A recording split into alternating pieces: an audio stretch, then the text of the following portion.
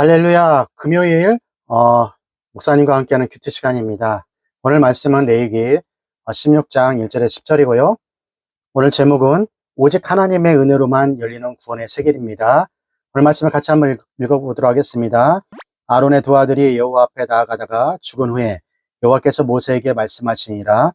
여호와께서 모세에게 이르시되 내 형 아론에게 이르라. 성소에 정한 법궤 위에 속죄소 앞에 무시로 들어오지 말아서 사망을 면하라. 내가 구름 가운데 속죄 위에 나타남이라.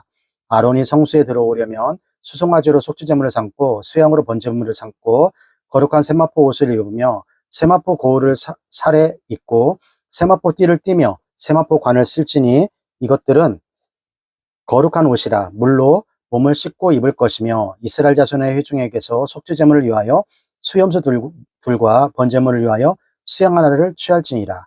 아론은 자기를 위하여 속죄제의 수송아지를 들이되 자기와 권속을 위하여 속죄하고 또 그 두 염소를 취하여 휴막문 앞에 두고 두 염소를 위하여 제비를 뽑되 한 제비는 여호와를 위하고 한 제비는 아사셀을 위하여 할지며 아론은 여호와를 위하여 제비 뽑은 염소를 속죄제로 드리고 아사셀을 위하여 제비 뽑은 염소는 산대로 여호와 앞에 두었다가 그것으로 속죄하고 아사셀을 위하여 광야로 보낼지니라. 오늘 레위기 말씀은 계속 이어지고 있는데요. 좀 어려운데 잘 따라오시기 바랍니다. 레위기 16장 10절의 말씀 한번 읽어볼게요. 아사셀을 위하여 제비 뽑은 염소는 산대로 여호와 앞에 두었다가 그것으로 속죄하고 아사셀을 위하여 광야로 보낼지니라. 이야기 순서로 보면은 10장에 아론의 두 아들의 죽음 이후와 연결되고 있는 내용이에요. 레위기 10장에 아론의 두 아들들이 제사장이 아닌데 둘이 함께 성소에 들어갈 수 있었을까, 그런 의문이 생기는데요. 오늘 본문은 그 의문에 대한 대답을 해주고 있습니다. 오늘 본문은 두 아들의 불순종으로 성소가 부정해졌기 때문에 성소를 정결하기 위해 속죄일이라는 제사법을 알려주십니다. 오늘 본문을 기준으로 성막 안에 그 안에 특정한 장소, 지성소를 들어가는 날은 1년에 한 번으로 정해집니다. 그리고 16장에만 나오는 제사 방법이 있는데요. 그것은 두 마리 염소 중 한 마리는 제사 제물로 드리고 한 마리는 살아있는 채로 광야로 내보내는 것입니다. 레위기에 등장한 모든 것은 예수님의 그림자가 됩니다. 성막도 제사장도 제사법도 모두가 예수님의 그림자입니다. 바로 광야로 내보내는 염소도 예수님을 상징하고 있는 거예요. 요한복음 1장 29절의 말씀인데요. 이튿날 요한이 예수께서 자기에게 나오심을 보고 가로되 보라 세상 죄를 지고 가는 하나님의 어린 양이로다. 세상 죄를 지고 가는 어린 양이라고 합니다. 레위기의 가장 중심이 되고 핵심이 되는 장이 16장입니다. 그것은 예수님을 완전하게 드러내기 때문입니다. 오늘 우리 죄를 짊어지고 골고다를 오르신 예수님과 다시 오신다고 약속하신 마라나타 예수님을 기억하시기 바랍니다. 오늘 본문은 크게 세 부분으로 나누는데요. 첫 번째, 1절과 2절은 속죄일을 주신 배경이 나타나고요. 그다음에 3절과 5절은 속죄일을 위한 제사 준비고요. 6절에서 10절까지는 속죄일 순서예요. 첫 번째, 속죄일 주신 배경은 1절과 2절인데요. 레위기 16장 1절, 아론의 두 아들이 여호와 앞에 나아가다가 죽은 후에 여호와께서 모세에게 말씀하시니라. 아론의 아들들이 제사를 잘못 지내고 난 후 죽은 후의 사건을 말합니다. 하나님은 그 사건 이후 모세에게 명령하시죠. 16장 2절, 여호와께서 모세에게 이르시되 내 형 아론에게 이르라. 성소에 정한 법궤 위 속죄소 앞에 무시로 들어오지 말아서 사망을 면하라. 내가 구름 가운데 속죄소 위에 나타남이라. 하나님은 지성소 언약궤가 있는 곳에는 아무 때나 들어오지 말라라고 합니다. 법궤 위 속죄소라는 단어가 등장하는데요. 속죄소는 언약궤를 담고 있는 그 궤의 덮개를 말하고 있습니다. 지성소는 하나님께 모세에게 시내산에서 언약의 말씀을 주실 때 임재하신 곳이기 때문에 그곳에 함께하면 죽게 되기 때문이라고 말씀하십니다. 두 번째, 속죄일을 위한 제사 준비예요. 3절에서 5절까지인데요. 아론의 성소에 들어오려면 수송아지로 속죄제물을 삼고 수양으로 번제물을 삼고 거룩한 세마포 옷을 속옷을 입으며 세마포 고울을 살에 입고 세마포 띠를 띠며 세마포 관을 쓸지니 이것들은 거룩한 옷이라 물로 몸을 씻고 입을 것이며 이스라엘 자손의 회중에게서 속죄 제물을 위하여 수염소 둘과 번제물을 위하여 수양 하나를 취할지니라. 아론은 제사장을 대표하는 인물로서 평상시 아론이 입는 옷은 화려했어요. 빨간색, 파란색, 금색, 흰색, 그리고 12보석이 박힌 흉배, 매우 화려했습니다. 하지만 속죄일을 드릴 때에는 매우 간편하게 입게 하였습니다. 그것은 하나님 앞에서 겸손을 상징하는 것입니다. 그래서 하나님 앞에서 배움만 입게 하는 거죠. 여러분 오늘 금요일 큐티에 보면 그렇게 배움만 입은 하얀색 입은 그 제사장을 볼 수 있습니다. 계시록에서는 성도들이 입은 옷을 세마포로 이야기하고 있고 그들의 거룩한 행실을 세마포로 상징합니다. 그리고 희생제물로 아론과 다른 지상들을 위해서는 숫송아지를 희생제물로 드리고 순양은 번제로 드리게 됩니다. 이스라엘 백성들을 위해서는 수염소 2마리를 속죄제물로 준비하고 순양 1마리는 번제로 준비합니다. 오늘 본문에서 평소 입은 옷이 아니라 세마포로 입은 겸손한 복장을 입고 제사장과 백성들을 위해 희생 제사를 준비해야 하는 거죠. 세 번째, 속죄의 순서입니다. 6절에서 10절.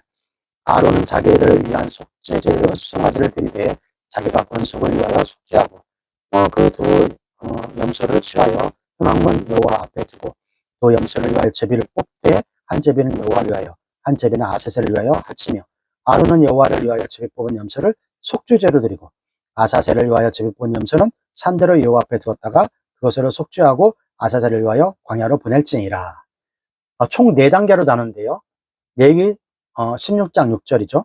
아론은 자기를 위하여 속죄제의 수송아지를 드리되 자기와 권속을 위하여 속죄하고 하나는 아론은 수송아지를 자신과 제사장을 위하여 속죄제로 드린다는 거예요. 그 다음에 7절과 8절이에요.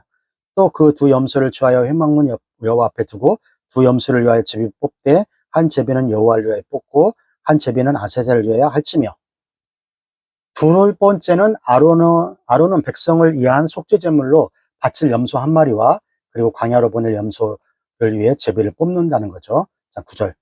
아론은 여호와를 위하여 제비 뽑은 염소를 속죄제를 드리고 세 번째는 속죄물로 백성을 위해 염소 1마리를 바칩니다. 마지막으로 10절.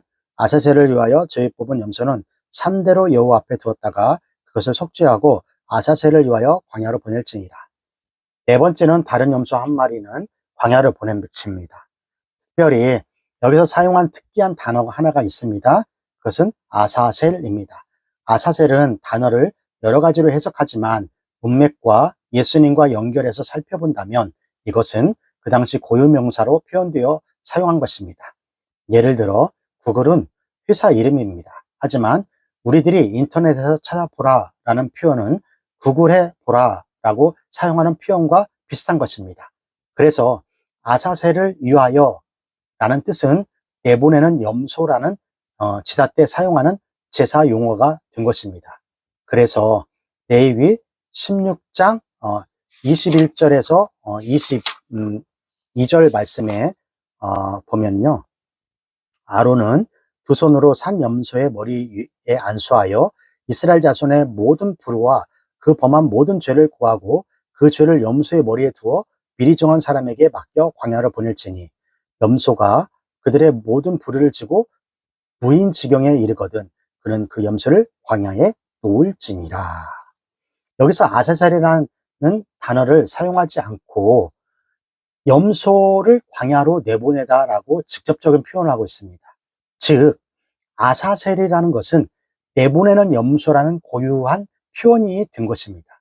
그리고 예수님은 우리의 죄를 지고 간 자로라고 세례 요한은 요한복음 1장에 표현했습니다. 다시 한번 말하면 아사셀이란 내보내는 염소라는 뜻을 가지고 있고 우리의 죄를 지신 예수님을 상징하는 것입니다. 오늘 본문은 속죄일이 왜 드려지게 되었는지 특이한 아사셀 즉 광야로 내보내지는 염소에 대해 살펴보았습니다.